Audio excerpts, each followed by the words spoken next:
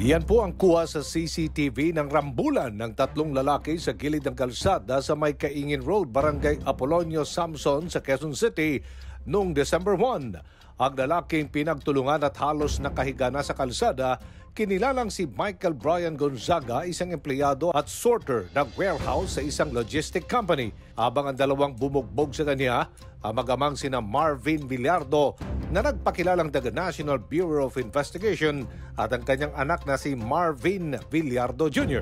Sakto naman ang kaguluhang niya na abutan ng mga rumorondang tanod ng barangay sa lugar. Nadaanan po namin na may nag-aaway sa gilid ng kalsada. Nakita ko po yung dalawa na nag-aaway po, na nagpapakilala po siyang NBI. Tapos po yung dalawa po na lalaki sa babae, hinihila-hila po niya yung girlfriend niya, ay boyfriend niya. Tapos yung isang lalaki po, hawak-hawak po niya yung pusa sa kabilang kamay, hinihila din po niya yung lalaki. Ang dahilan ng rambulan ng tatlong lalaki, ang paggalaw sa bollard, ginagamit na harang para hindi makapag-park ang sasakyan sa bahagi ng kalsada. Nakalagay kasi ang bollard sa harap ng bahay na mag-amang Villardo. Ay sa kwento ng mga nakasaksi sa insidente, nagalaw di umano ng kasintahan ni Michael ang parking bollard ng mga Villardo. Nakita ito at sinita ng anak na si Marvin Villardo Jr. at doon na nagkaroon ng sagutan at nagkainitan na humantong sa pambuno ng tatlo sa gilid ng kalsada. At dahil nagpakilalang NBI ang matandang Villardo, tuluyan umano niyang pinusasan si Michael. Alam mo ba, NBI ako, mali ang ginagawa mo. Tapos sabi ng boyfriend ko, wala akong pakialam. Tapos akin na lisensya mo, pwede kitang hulihin sa ganyan. Tapos yun po nagkarambulan na. And then, may nilabas si sir na baril. Kinasa daw kasi. Pero sabi ko, yung nag-intervene na ako, hindi niya naman po kailangan itutok. Kasi wala naman po siyang ginawang masama. Pilit po kasi siyang pinupusasan. Napusasan po talaga yung boyfriend ko. Pumagitna naman ang mga tanod sa kaguluhan at inimbitahan sa barangay ang dalawang panig upang doon pag-usapan ang mga pangyayari.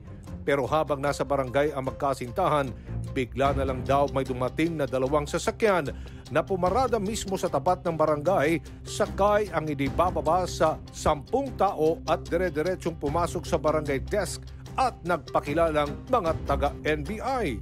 Doon ay pakaladkad umano nilang binitbit ang magkasintahan pasakay sa van.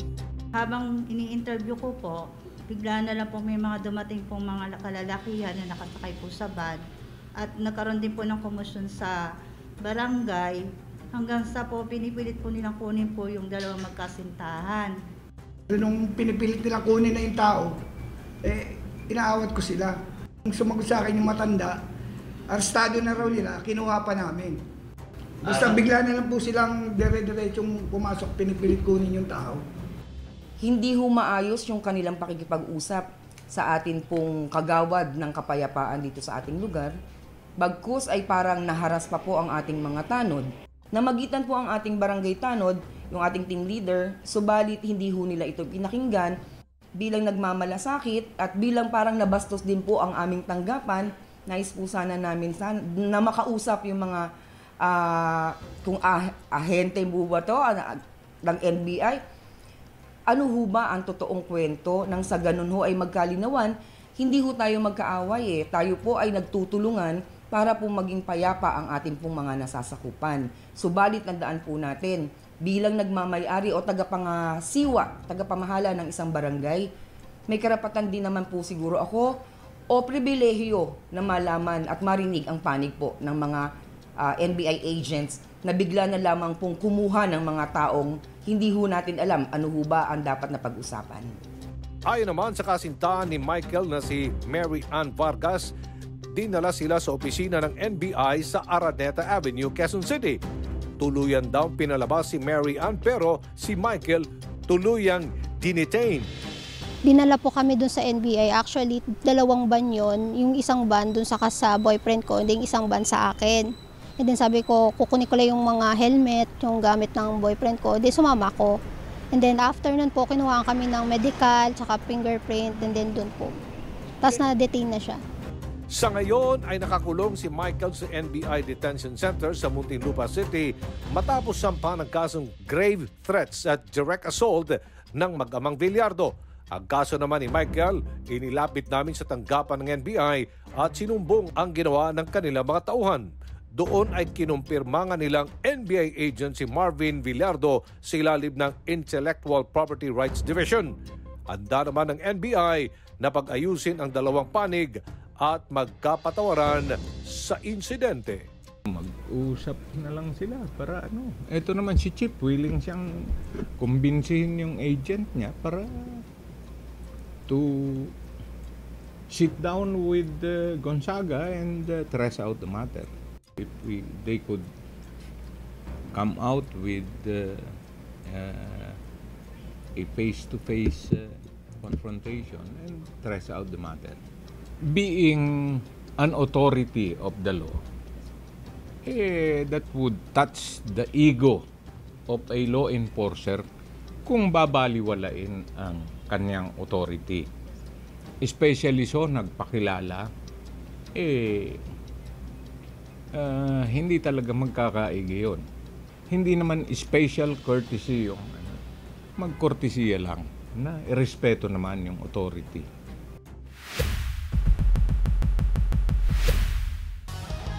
Nasa linya ng aming telepono si NBI Assistant Director Vicente de Guzman. NBI Assistant Director de Guzman, this is Congressman Erwin Tulfo and Aljo Bendijo. Good morning to you. Ay, magandang umaga po, Congressman Erwin Tulfo and Aljo po, Bendijo. Aljon Bendijo. Anong actions ang gagawin ninyo, Assistant Director de Guzman, sa tao ninyo? Nothing. I guess nothing. Dahil sa interview po namin, lumabas sa bibig ninyo na ang may kasalanan pa po ay itong driver. Is that correct? Yung trabahador ng isang delivery company. Is this correct? Kung ito po yung dahil this is not work-related case, NBI, ito po ay nag-seek lang ng augmentation itong nung gusto niyang arrestuhin itong Gonzaga. Okay. Hindi ko rin kabisado yung actual incident. So kaya ito kaya yung mga dumating, kasamahan po niya yon dun sa sa IPR division. Yung mga nag-responde kasi as it is, mukhang nasa custody na ito at inimbita ng barangay. Yeah. Doon sa office ng barangay. O kaya ang sabi ko po, nung nandito yung mga tao niya,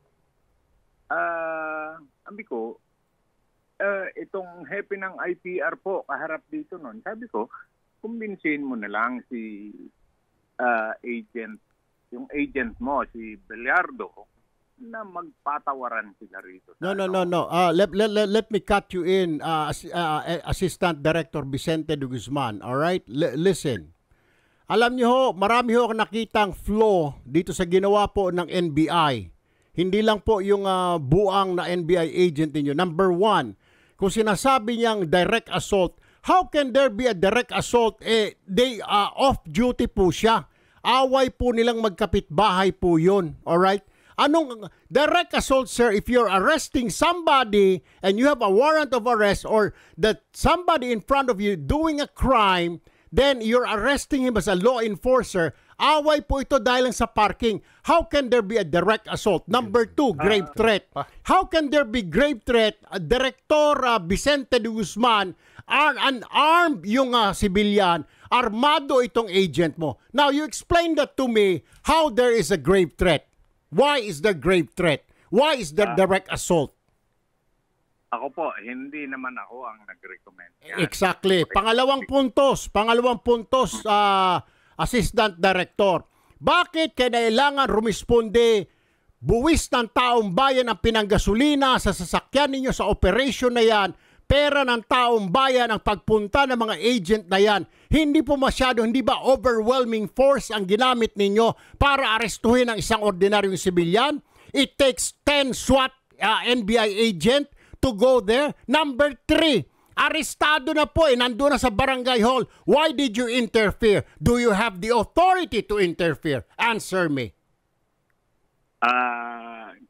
Congressman, hindi ko po ikaw masasagot dahil I was Ganito, kung hindi mo ako masasagot, then, listen. I want you and that suspect and that agent of yours and the 10 NBI agent to report to my office on Wednesday morning. I want to see you in Congress. You ask the guard, saan po yung office ni Congressman Tulfo dito? I want to see you. Otherwise, I will do something if you will not report in my office on Wednesday morning at 10 a.m. Hindi po ako magpo-programa sa radyo. Gusto kitang makita doon at kasama yung NBI agent mo at 10 rumisponde. Do you understand? Sige po, i-schedule ko. Ano bang... No, you have to go there. I want to see you and your personnel dahil pinagtatakpan mo pa. Wala na po kaming oras. Ikaw at saka yung nagkaso doon sa tao at yung 10 rumisponde, bali, aasahan ko 12 kayo doon. Sasabihin ko sa Sergeant at Arms namin, abangan kayo. Kung hindi po, mapipilitan po ako mag-issue ng order, paya kayo po ay bitbitin papasok sa Kongreso. So I want to see you on Wednesday morning. Do you hear me? Yes, Congressman. Opo. Ay, gusto ko lang ipaalam sa inyo na ito ay pinaiimbestiga rin po ng NBI. No, wala pong mangyayari. I mean, instead of telling me, I just want to hear from you. Imbestigahan na ho namin, sususpinde, sasabihin pa pag-uusap-usap. Wala hong pag-uusap to, wala hong mangyayari, sir Kasi parang alam na ho natin may mga precedent na ito Papapuntahin nyo sa office na magpupunta yung pobre. Di siyempre yung pobre, okay na po, areglo na ho. Anyway, sir, let's not talk about this anymore. I just want to see you and yung si Medardo, kung sino yung Bilyardo, and then yung 10 kasabwat niya. Pumunta ko kayo, hintayin ko kayo sa Kongreso sa Wednesday. You hear me? Yes. Thank you very much and good morning to you. Samantala, nasa kabilang linya si Assistant Secretary Miko Clavano, ang tagapagsalita ng DOJ. Magandang umaga po, Asek Clavano. Magandang umaga po, Kong. Magandang umaga po, Joe. Good morning. Ilalapit ko lamang ko itong nangyari at ipo-forward ng tao ko itong kaso. May incident po nangyari a few days ago wherein yung driver na JNT Express, pinagtulungan ng mag-amang NBI, yung isa yung tatay is NBI agent, hindi pa nakontento, nagtawag pa ng responde na 10 NBI SWAT para arestuhin when in fact nasa barangay na hawak na ng barangay yung tao. Hindi ho sila ngayon kinasuhan pa nila ng grave threat at direct assault. How can there be grave threat, sir? Armado yung NBI agent natin. There was no direct assault kasi po, sir, in-assault niya kasi nga dinipensahan ng mama yung kanya ginagawa at pinupusasan siya ng agent. Opo. So ang gusto lang po namin maimbestigahan, sinayang pa yung pondo ng tao yung bayan sa pagresponde dito sa buwang na ito, yung kanilang kasamahan, dapat ito maimbestiga. Alam kong hindi ho papayag dito. Alam na kilala ko si Secretary Remulla, galit na galit siya sa mga abusado. So ilalapit ko ho ito at the same time itong kaso sa inyo ho dyan. Gusto lang ho namin na mabigyan naman ng hustisya itong biktima. Masuspindi ho siguro itong agent kasi yung assistant director na pinagtatanggol pa. Sinasabi na pag-usap-usapin ho niya. Ay, paano kayo nakausap?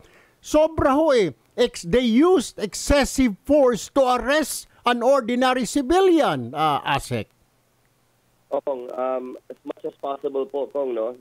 Ayaw po natin talaga na ganyan lang po ang magiging action ng ating mga NBI.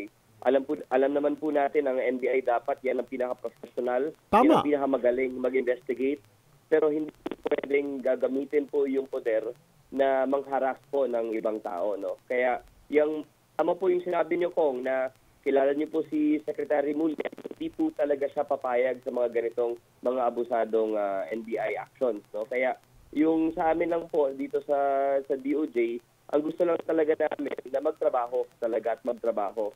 At gagamitin po sana talaga ang ating mga nabigyang responsibility dun sa tama. Kung makita po natin sa report talaga na hindi po talaga tama yung ginawa po ng ating NBI agent, hindi po pwede yun sa amin dito sa DOJ. At sigurado po ay magsusulat po tayo sa ating mga director at assistant director at deputy director po para po talagang medyo maliwanag po yung nangyari at sa basehan na yun, sa report po ay magagawan natin ang sarili nating investigation. Mas maganda po na gawin ng investigation dito sa DOJ para po mas fair, no? Hindi naman ayaw po natin talaga na magamit yung responsibility at yung po ng NBI kahit po napakalaki po yung trust na binibigay natin sa kanila sa ating mga investigation na malalaki. Pero po pag sa ganitong bagay na maliit lang na bagay, Pasko pa naman din, hindi naman po pwedeng magkasado ang ating mga NBI agent.